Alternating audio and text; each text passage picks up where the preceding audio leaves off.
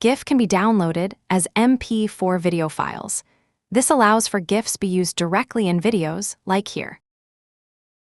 You have to sign up at giphy and get an account. After that, go to giphy developer's site and get the API key. We will use it in our GUI app, copy it. In the API Explorer, you can run a sample search. In the response, you can see the MP4 available for download. Next, go to ChatGPT and give this prompt. It will provide you the dependencies required and code. Copy the dependencies in requirements.txt file. Open the terminal, create and activate a virtual environment. Install the dependencies inside it using requirements file. Create a new file and copy the code. Run the script and you will see the GUI. You will have an API key text box. Paste the key you got earlier. Enter your search term, for example, Superman. Hit the search button. You should see a list of GIFs.